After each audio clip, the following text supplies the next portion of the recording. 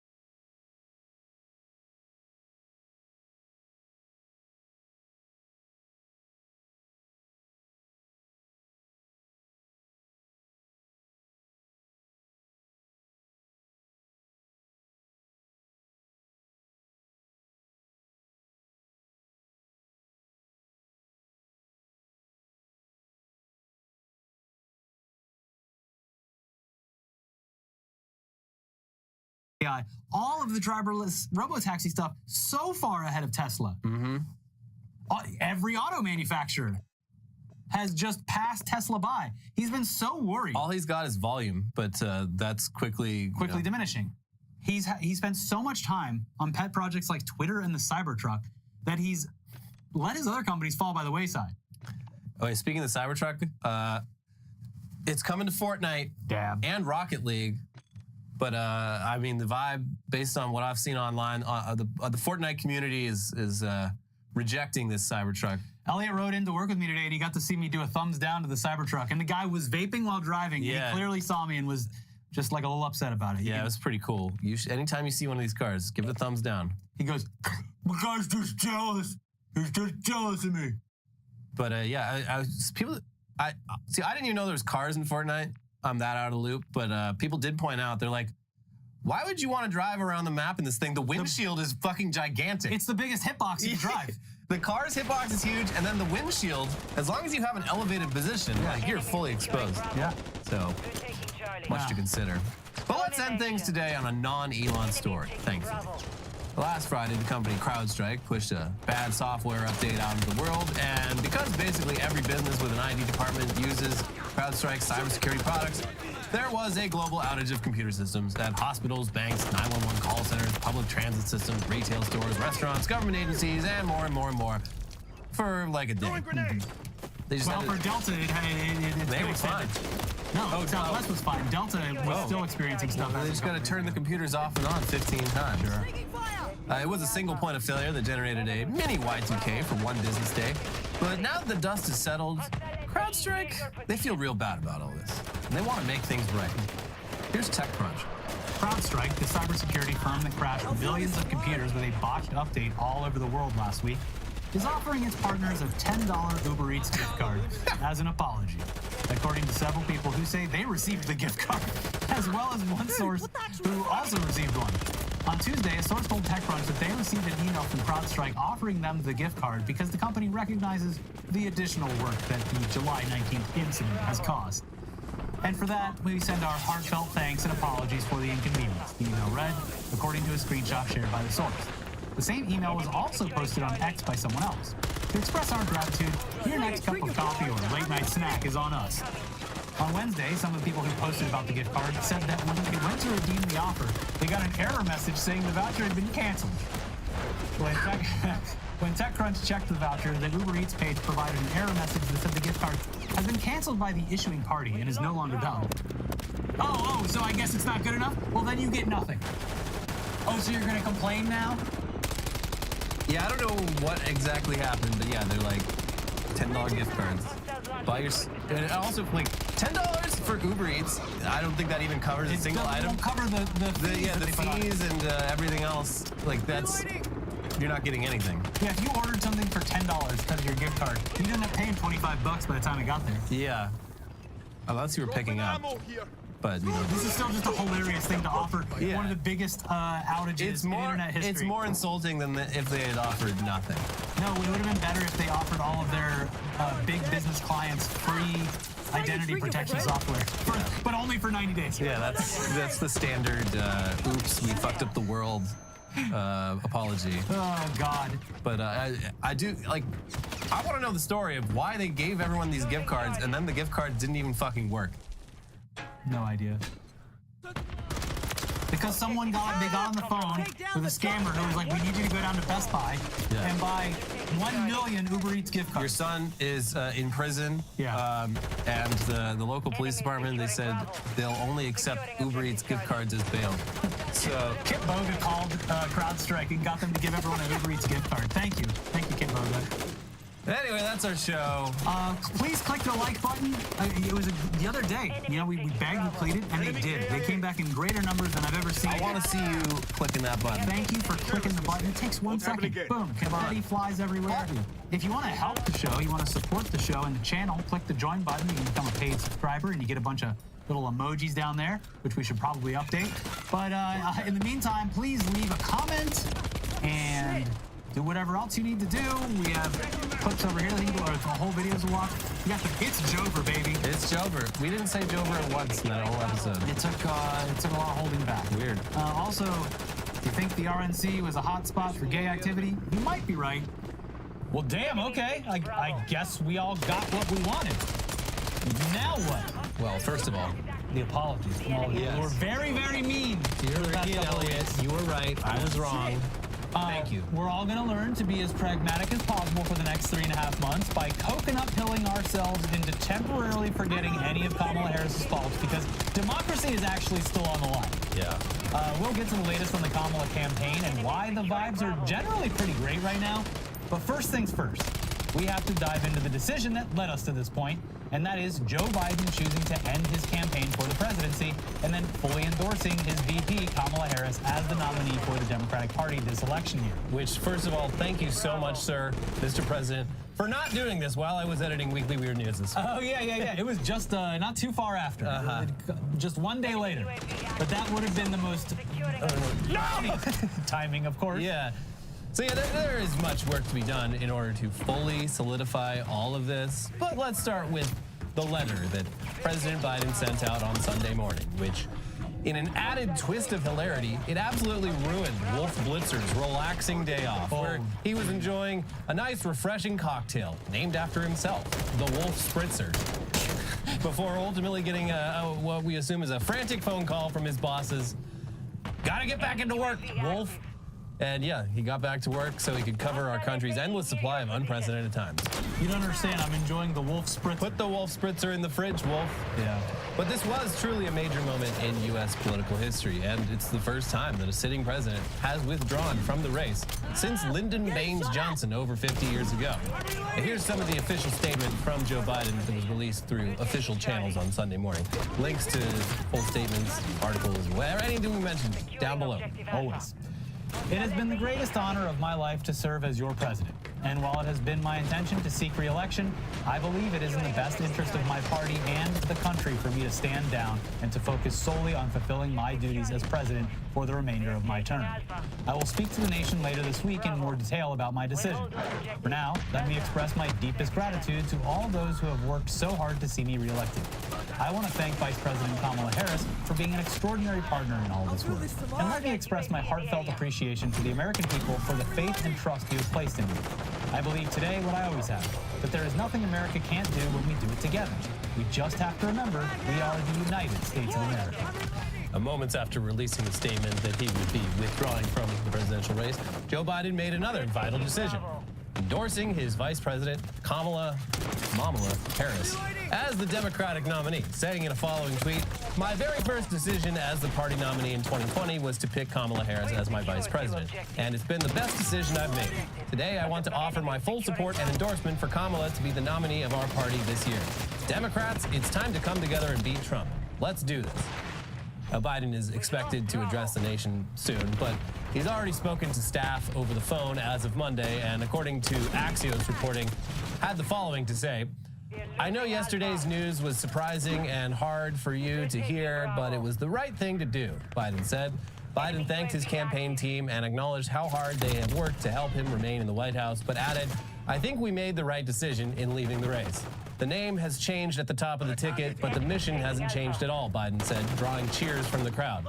The president said he will be working like hell to pass legislation and hit the campaign trail with Harris. So, okay, what was going on in the final hours that led Biden to finally make the right decision? I mean, because this has been a long time coming, and a lot of people, including some of his closest allies, have been privately and sometimes publicly begging him to step aside. Yeah. And as of Friday, as of Saturday morning, He was still saying, yeah, I'm the guy. all in. Everyone shut up. Well, first of all, of course, he did get COVID, which, aside from further putting his health at risk, allowed him some time to soak in the reality that has been playing out over the past few weeks and come to terms with the reasons why even his closest allies were suggesting that he drop out. Yeah, it's weird. Most people, when you get COVID, you get that horrible brain fog symptom where you can't think clearly at all. But with Joe Biden, weirdly, the opposite. It was the first time he started thinking clearly. He's like, wait, yeah, it is ridiculous that I'm running for president. What am I doing? I should drop out. You mean I could be relaxing like this all the time? Yeah. Politico has some reporting from people close to the president and wrote the following in an article published Sunday evening. Early Saturday, Biden told senior aides it was full steam ahead for the campaign. But by later that evening, he had changed his mind following a long discussion with his two closest aides. Steve Ricchetti, who's been with Biden since his days in the Senate, drove to see the president at his house on the Delaware Shore on Friday.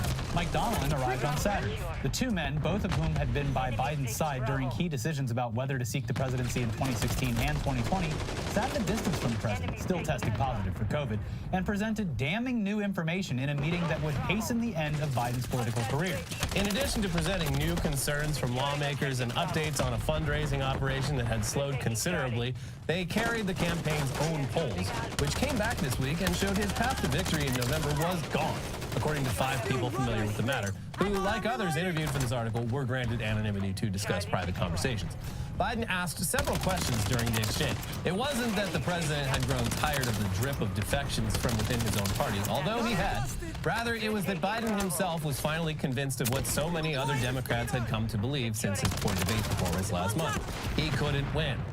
Going even further, it turns out that Nancy Pelosi was working very diligently behind the scenes to correct... Her work is measured in centuries. Yeah, correct the course for the 2024 election. First, presenting Biden with the tough realities that his campaign was facing, and then just consistently turning up the pressure until it became clear that she was going to join other prominent Democrats by publicly calling for him to step down. Nasty Nancy. And it was going to get nasty. Apparently, that was going to happen this week. It was going to be a lot of people going public this week. From the reporting, senior Biden aides were bracing for former House Speaker Nancy Pelosi, who'd worked behind the scenes to encourage others in the party toward the kind of collective action that might finally push the president to end his campaign, to go public this week and possibly even disclose Democratic polling clarifying Biden's dire political straits. Quote, Nancy made clear that they could do this the easy way or the hard way, said one Democrat familiar with private conversations who was granted anonymity to speak candidly. She gave them 3 weeks of the easy way. It was about to be the hard way. Yeah, and it's easy to forget, but Nancy Pelosi, Italian. Oh, okay. There you go. Yeah. So yeah, Biden, he's out. Kamala is in. And how is she being received so far? Well, kids, we can enthusiastically report that we haven't felt a vibe shift like this since the 2008 election, when millennials like us were young and dumb and still had hope and still wanted change and hadn't been completely dragged through the harsh realities of life just yet. Yeah, it's this bizarre feeling called optimism that we haven't felt in quite some time. And yeah, I mean, Kamala, she got her problems. Yeah. Every politician does. She got plenty of them. And we live in California, so it does hit close to home in a lot of ways. There are policy positions that we are not going to agree with or endorse in any way. But we are actually impressed that Democrats were able to do something right for once. Convince an elderly person to step down from their role so that we aren't collectively doomed. And to be fair, all the positives that came from the Biden presidency, like the country's economic recovery post-pandemic, record jobs numbers, a massive infrastructure bill, regulating massive companies like Ticketmaster and Airbnb, and funding the IRS efforts to go after wealthy tax cheats, those are already tied to our campaign. Yeah, there's part of the administration. A lot of stuff in the positives column, a lot of stuff in the negatives column. Well, we're not going to focus on that because we've got an election to win. Also, did you see Biden? He posted that shit, and most of his staff, that's how they found out. Oh, yeah, no, on Twitter. Which is wild. A lot of the news they were doing a fundraising call like moments before he posted that, fully believing that he was still the candidate. A lot of the news coverage Sunday afternoon and going into Sunday night was just getting how they found out. Where were you when you heard that Joe Biden was dropping out? From senior officials or people that had previously worked in the administration, or people that were close enough to be on call for stuff like this. So it was I was on my computer. It was a big surprise. Anyways, as far as marketing, campaign finance, voter enthusiasm, and all that good stuff, Kamala already has a decent footing with the online community who, whether it was ironic or not, have been providing free and fervent marketing for the candidate over the past few weeks of brat summer. She's a real brat, that Kamala. People online have created everything from Kamala fan cam edits to extended videos that could literally work as campaign ads on TV. And the left have joined forces with the moderate Dems. And everyone seems to be doing a victory lap because, hey, at least she's not in her late 70s or 80s. It is wild that, like, yeah, she's like 50, I think. She's in her late 50s. Late 50s? I believe so. Well, anyway, she's 30 years younger than Joe Biden. Yes. But yes, that is a huge issue that Dems are now very happily campaigning on because Trump, overnight, became the new oldest presidential candidate in American history. Ugh, God, he's so old. Why are they running a candidate that is so old and whose mind is clearly turning to mush before our eyes? I don't know about you, but if I have to choose between, you know, a president who doesn't have dementia and a president who does, I'm going with Pretty easy choice. The non-dementia. I mean, this is especially funny because a majority of the Trump campaign strategy was just focusing on Biden's age and cognitive decline. That's been taken away from him. I mean, like, in retrospect, it absolutely was not intentional, but, like, strategically, This is brilliant. this is fucking brilliant. This is some, like, Sun Tzu shit, where you send out them into a corner. you send out, like, a fake army that just, like, gets their asses kicked, but also leads the enemy to a, you know, poorly defendable spot. Yeah. And then you finish them off. We pointed out later on, but the original edit of the coconut tree speech was done by RNC research. They're like, look at this crazy lady. None of us would have known about the coconut tree if RNC research hadn't been like, hey, look at this, isn't this funny? Yeah, And it's like, yes, first of all, it is funny. Yes, it is. But also, pretty endearing. she's kind of got a point, too. Yeah. She's kind of describing historical material. It's so funny because we talked about this when it came out. It's like, yeah, this is a funny video. We talked about it a couple of months ago where it was coming back up in the news feeds. And I was like, look, yes, it is a funny retelling of a story, but also, if you listen to it, it actually makes sense. Same with the unburdened quote. And she's personable. Like, that laugh of hers is a bit... It's a little weird, but, like, you know, she's got a... I don't know. Maybe we're just blinded by the fact that we've spent the last, like, 3-4 years with an extremely old man as president. Yeah. And people who can make words sound good. it's like, wow, this is music to my ears. Just a normal fucking human being. Yeah, but the Trump campaign, again, was focusing entirely on you can't vote for Biden, he's too old, he has cognitive decline. Now the exact opposite has happened, and citizens are left to wonder, why the hell would Republicans accept an elderly candidate who is clearly showing signs of cognitive decline? The choice is clear, folks. With more on Kamala's noticeable effect on the youth vote, here's The Atlantic. She has always had a digital fandom. During her 2020 primary campaign, her online fans, known as the K-Hive, gained a reputation both for their ability to drum up enthusiasm for the candidate across different platforms and for being overly aggressive, sometimes harassing other posters. Also, side note, K-Hive, I mean, they're on board now, but from what I could tell, up until the moment that he announced he was stepping down, K-Hive was very much against Joe Biden stepping down, which I felt was a little odd. Yeah, it was and some weird. of them, even after he did, were saying like, oh, Kamala's a terrible nominee. It's like, what do you people want? Anyway, back to the article. But whatever. The important thing is that these people exist and they're invigorated. Supporters have compared her to Julia Louis-Dreyfus's character from Veep in that she sometimes appears to exude a just barely subliminated ambition to be president. But this energy isn't a liability on today's internet. It's an asset. Around the July 4th holiday, as speculation increased that Biden could drop out of the race, progressives started entertaining a Harris candidacy with an ironic zeal that transformed into something genuine.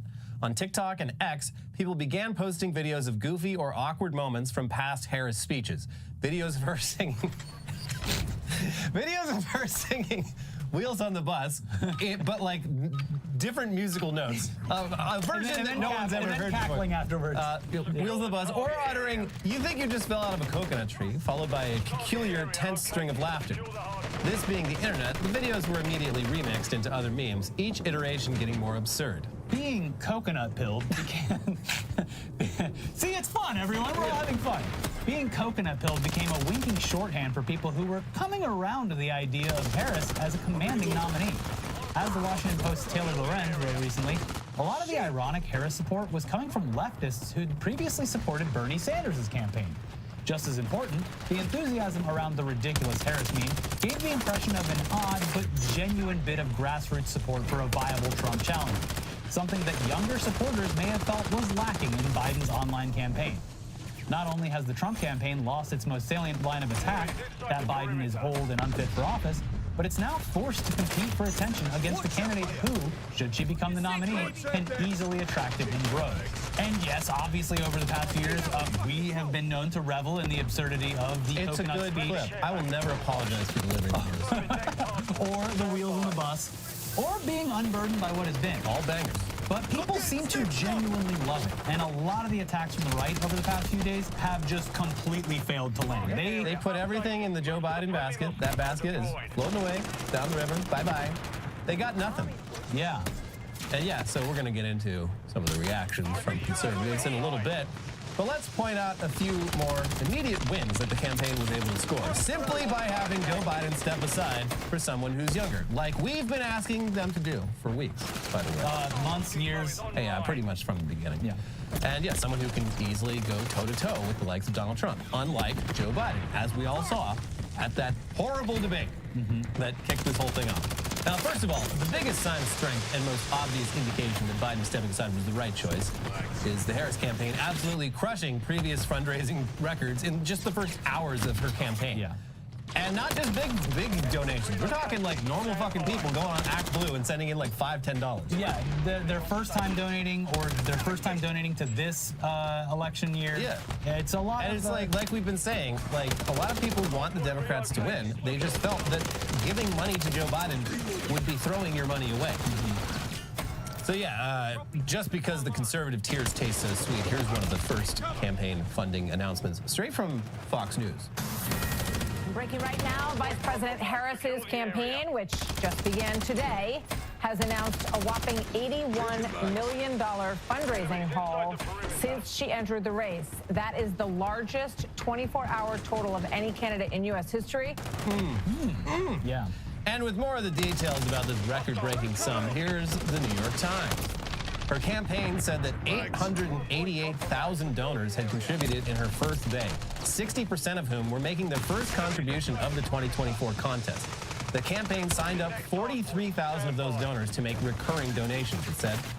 Harris also gained the endorsement of countless labor unions in the past 24 hours, in addition to a key endorsement from Charlie XCX herself, who declared that Kamala is a brat, leading to... Not Kamala is a brat, Elliot. Kamala is brat. Okay, I have not heard this song yet.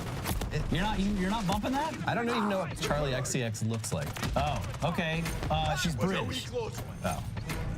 I listen to it while I run. It's a great beat. It's a very consistent beat to run through. It's a great beat. Yeah. I'm a big fan of music. Plus, it gives me something to talk I'll about listen with to all my anything friends. with a good beat. Yeah. Anyway, yeah, so she got the coveted Charlie XCX endorsement, which led to an absolutely bizarre scene on CNN where Jake Tapper and guests try to explain what this means to their aging viewers and also me, the aging viewer. Kamala Harris appears to be leaning into this. The singer Charlie XCX tweeted last night, Kamala is brat. And this is in reference to her album. It's called Brat. Kamala has branded her Kamala HQ Twitter page with the same aesthetic of the album. It's another Gen Z word, aesthetic. Chartreuse is the color, and Kamala Harris has adopted that for whatever social media page that is. But I have brought some notes because I knew you would want a definition. Okay, here we go. Charlie XCX, who I do know, quote, brat. You're just that girl who is a little messy and likes to party and maybe says some dumb things sometimes, end quote. So it's the idea that we're all kind of brat and Vice President Harris is brat? I don't... And look, she's already out there making the case for herself, using full, actual words and a convincing argument. Yeah. Pushing back against falsehoods put forth by the opposing party and seemingly enjoying herself in the process. Yeah, it's just so nice to watch someone work and not feel that sense of just like dread. Oh God. Yeah. Are they gonna drop dead in front of my eyes right this moment? Yeah. She's eloquent. She's enthusiastic. She can talk. Yeah, I mean, the joke has been made many, many times, but yeah, watching Biden recently, it's been like it's like when you go to someone's house and their 15-year-old dog is there, and you're just like, So much time, isn't it? yeah, that can't be enjoyable for them. We should put that dog to work. Make sure it's working 24 hours a day. We should put that dog on a farm doing work. Anyways, here's a short clip of one of her first public appearances since being endorsed by Joe Biden. As Attorney General of California, I took on one of our country's largest for-profit colleges and put it out of business.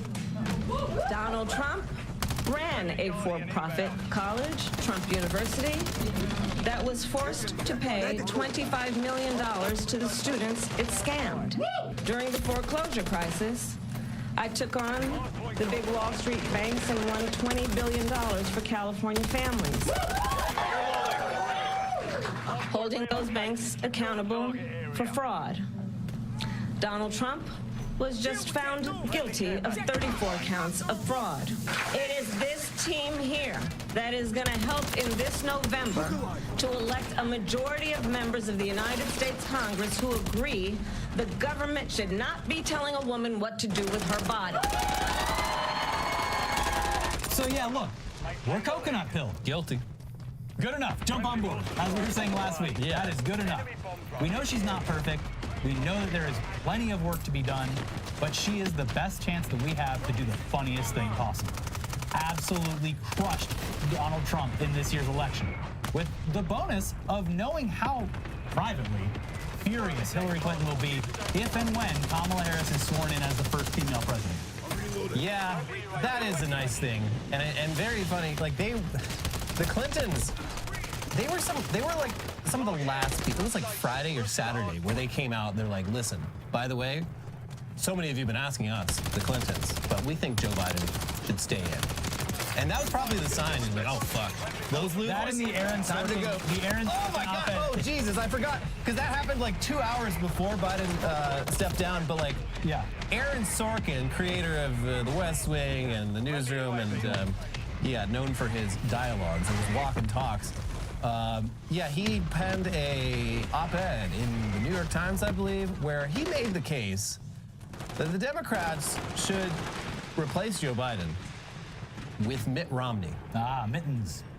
The man who tied his dog to the roof of the car, the family car? Which, like, my reaction to that, I've always been annoyed by Aaron Sorkin. And if you know anything about, like, how things work in D.C., basically everyone under 40 who has worked for a Democratic administration grew up fucking binging The West Wing. They got it all on DVD. They're watching that shit every night. They worship that shit.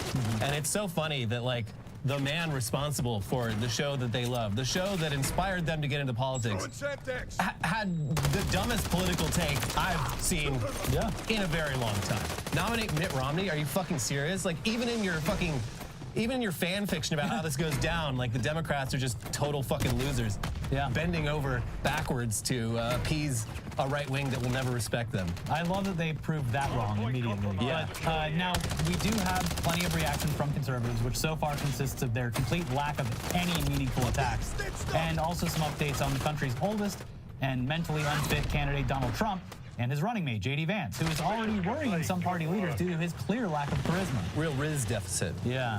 First, though, we love good news. We love good news! We love good news! Another great Kamala clip. Yeah. I love good news. Love good news. I just love good news. That one's gotten into the rotation more recently. Yeah. We love good news. That's from, like, back when she was, like, a district attorney in California, or maybe had just been made attorney general. Anyway, there's a whole history, a Kamala history to pull from here. Yeah. But yeah, we love good news. And today's episode is sponsored, so we'll get back to that good news in just a second. But first, let's tell you all about Shopify. You probably already know them. You probably already love them. It's Shopify, the best platform for shopping, hosting your own business, and keeping track of all your shipments in one place. There's a ton of amazing duos out there in the world. We're a perfect example, but the best duo is, of course, Shopify and you. Shopify is the global commerce platform that helps you sell at every stage of your business, from the launch your online shop stage to the first real-life store stage, all the way to the did we just hit 1 million orders stage. Shopify's there to help you grow. Whether you're selling scented soap or offering outdoor outfits, Shopify helps you sell everywhere. From their all-in-one e-commerce platform to their in-person POS system, wherever and whatever you're selling, Shopify's got you covered. Shopify helps you turn browsers into buyers with the internet's best converting checkout, up to 36% better compared to other leading commerce platforms.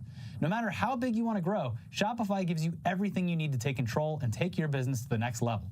We love Shopify's simple and easy-to-use app because it keeps track of all of your online shipments. You can even connect other platforms so that your tracking is all in one place. Right now, if I pulled it up, I got 2 separate shipments coming from 2 different places. I got my toe socks and my nipple tape. 2 separate shipments. I got a big race this weekend. I got to get my nipple tape. Protect the nips. You ever done a really long run without nipple tape, Elliot? I've never done a really long run. That's right.